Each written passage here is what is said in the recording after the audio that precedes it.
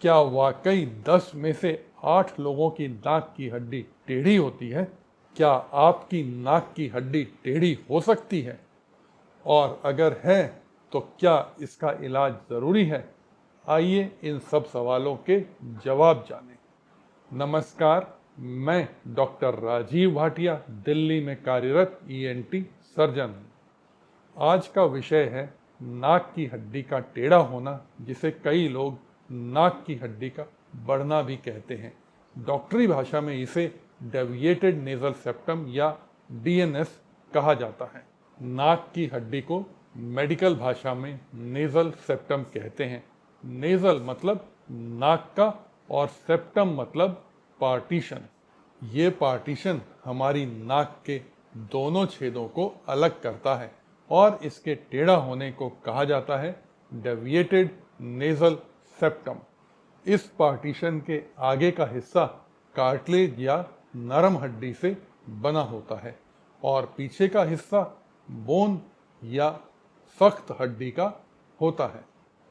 पीछे का भाग भी 3 अलग अलग हड्डियों से मिल के बनता है।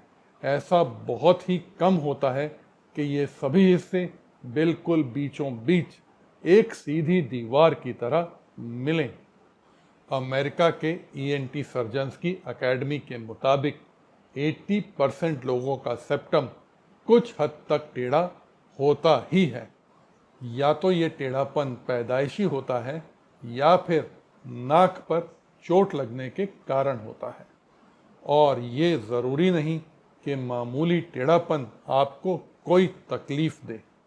तकलीफ तब होती है जब एक तरफ की नाक बहुत तंग हो जाती है। आइए जानें कि वो कौन से लक्षण हैं जिनके लिए आपको ईएनटी सर्जन से मिलना चाहिए। नाक से सांस लेने में दिक्कत आना सबसे आम लक्षण है। ऐसे में एक या दोनों तरफ की नाक अक्सर बंद रहती है।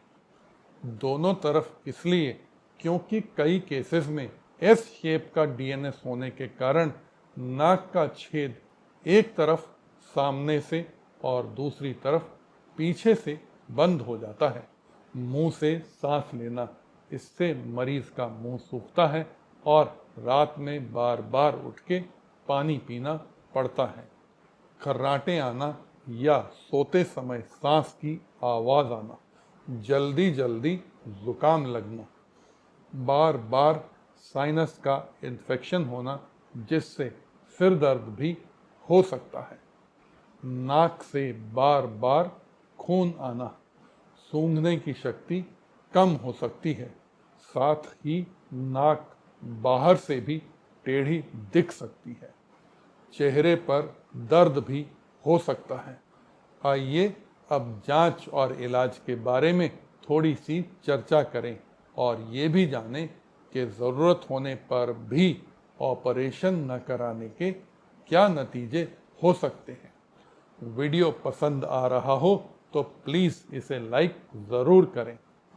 ईएनटी सर्जन आपकी नाक का चेकअप करके ही बता सकते हैं कि आपके नाक की हड्डी टेढ़ी है या नहीं। इसे पूरी तरह समझने के लिए और पीछे की हड्डी की परिस्थिति जानने के लिए नाक की एंडोस्कोपी की ज़रूरत हो सकती है। साथ ही साइनस की परिस्थिति जानने के लिए सीटी स्कैन करवाना पड़ सकता है। यदि टेढ़ापन ज़्यादा नहीं है और आपको कभी कभार ही दिक्कत होती है तो आपकी समस्या का समाधान दवाइयों से और नाक में डालने वाले कुछ स्प्रे की मदद से हो सकता है। यदि तकलीफ ज़्यादा है तो नाक की हड्डी को सीधा करने के लिए ऑपरेशन की आवश्यकता होती है। सेप्टोप्लास्टी नाम का ये ऑपरेशन नाक के अंदर से ही किया जाता है और इससे नाक के बाहर कोई टाँके या किसी तरह का निशान नहीं आता है। मरीज ऑपरेशन करवाकर उसी दिन शाम को घर भी जा सकते हैं। नाक की पट्टी 48 आवर्स के बाद हटाई जाती है। मरीज 5-7 दिन में काम पर भी जा सकते हैं। अगर मरीज ज़्यादा तकलीफ के बावजूद इलाज न कराए तो कुछ समस्याएं हो सकती हैं। ये कॉम्प्लिकेशन इस प्रकार हैं। क्रॉनिक साइनसाइटिस मतलब बार बार होने वाला साइनस का इन्फेक्शन। ये कॉम्प्लिकेशन हो जाने पर सिर्फ सेप्टोप्लास्टी से काम नहीं चलेगा, ज़्यादा बड़ा ऑपरेशन करवाना पड़ेगा। नींद में तकलीफ, बार बार उठने के कारण नींद पूरी ना हो पाना, कुछ मरीज तो सिर्फ एक ही करवट पर सो पाते हैं। किसी किसी मरीज में सोते समय सांस अचानक पूरी तरह रुक सकती है और मरीज हड़बड़ाकर उठता है। इसे स्लीप एपनिया कहते हैं। इसलिए समय से इलाज करवाना ही अच्छी बात है।